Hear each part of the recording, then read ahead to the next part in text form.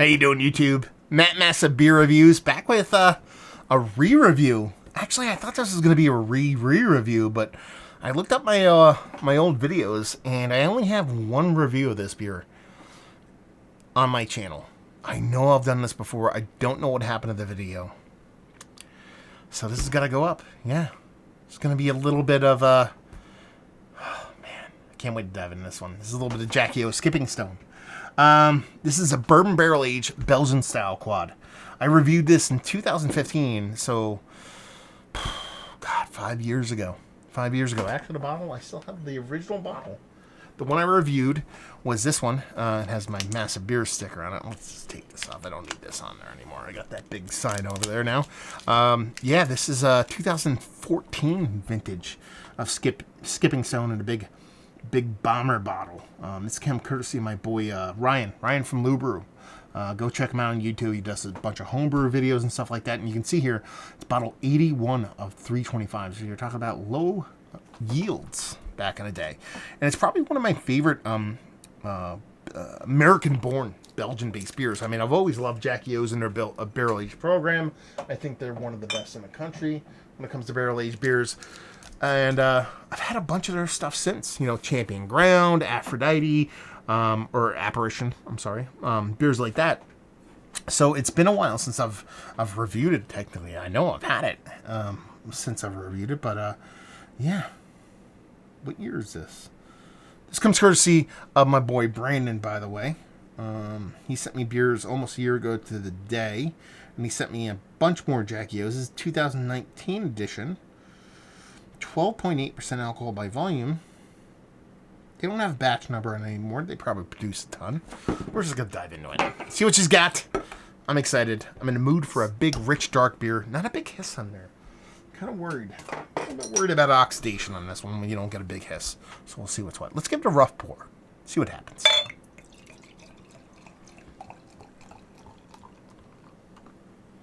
Yeah, you can see not much of a head on it, but enough to make me kind of okay with that hiss.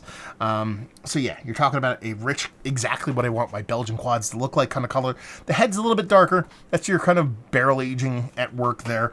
But it looks the part. It has that murky, kind of slightly hazy, kind of doo-doo brown kind of color to it. All good with me. As far as label goes, you can see, based off that bottle up there, it hasn't changed much. Smaller format.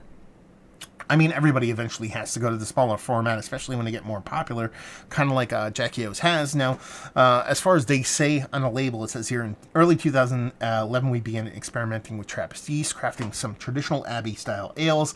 Initially, 3 beers were designed and brewed. Each was named after one of 3 watersheds that fed Athens County, Shady Abbey, Raccoon Double, and Hocking Triple. When it came time to brew a 4th, a quad, we thought long and hard about what to name it. Through reflection, the innocent act of skipping stones skimmed to the surface. A timeless action of nature in motion inspired a beer both rich and elegant. Bourbon barrel aged Skipping Stone exudes powerful notes of caramel, dark fruit, spice, and oak. A beautiful beer to imbibe in subtle surroundings when the mind can roam. Yeah, good words. So I dig the label. I dig the words. Not much of a head to speak of. Bourbon barrel aged quad. Not expecting much as far as head retention on that. So give it a twirl. Spill a little bit for our homies. Let's get a nose.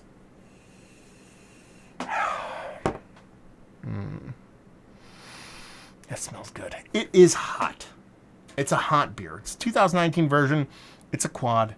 I'm almost guaranteeing this is brewed and bottled, or I should say bottled, towards the end of 2019. So we're talking about May 2020, middle of COVID craziness.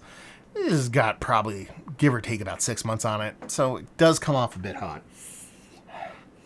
But you're getting everything you want in there. I mean, plums and dates and figs and rich, subtle kind of sugar daddy vibes. The bourbon's not coming off hot. It's more the beer that's coming off hot. But you get a little bit of soft kind of vanilla characteristics in there. The little bit of breadiness you'd expect from kind of like a Belgian beer in general, let alone a quad. Yeah, I mean, she smells nice. Smells like it needs a little bit of time to settle, but I do think there is a lack of carbonation here that does it a little bit dirty in the grand scheme of things. I think it was a little bit more lively. a little bit more there, carbonation-wise. It would be a little bit more expressive, or a little bit more round, a little bit more soft. But she smells fantastic. Let's dive in. Cheers.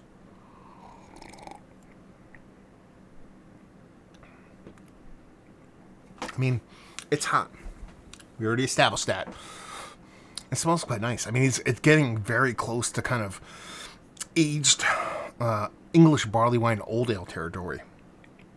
The way it comes off toffee like, the way it comes off date figgy like, because it really, I'm not getting like a Belgian candied sugar thing here. I'm getting more kind of bourbon sweetness and kind of barley wine sweetness. So this is very much more like an English barley wine to me than a Belgian quad.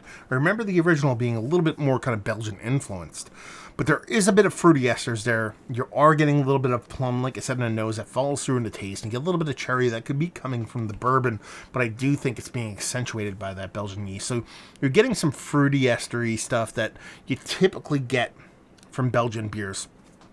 It's just not carrying it all the way to being truly Belgian, because that little bit of breadiness you get on the nose doesn't really follow through in the taste.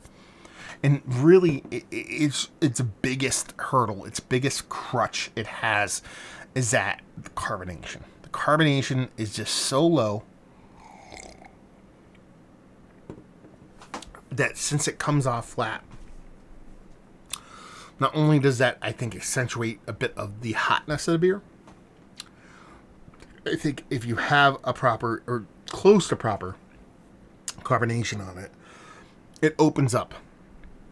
It delivers a bit more. And what it delivers is not this big, huge, in-your-face, robust flavors that you're definitely getting here regardless. It allows a little bit more of those subtle flavors kind of carve through and be a little bit more present.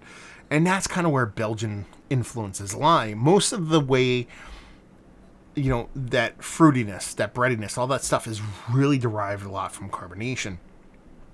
And it shows because of that carbonation. When you lack that, not necessarily saying it's not there, but the volumes just end up getting off. It's like mixing a record, you know, mixing a track, mixing a band.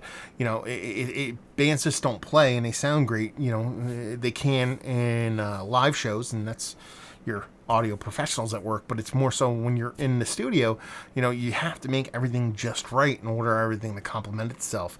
And this has all the parts of being a fantastically well-made barrel-aged quad. It's just the carbonation being as low as it is, it does the beer disjustice. It's still tasty. It's still fantastic. I do not hate this beer at all.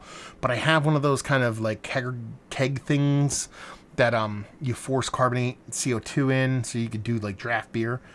This is the kind of beer I would want to put in that thing. If I had like a 12-ounce canister and force carb it over a day or two to bring some carbonation back into life into the beer. And I think it would be a markedly better beer for that.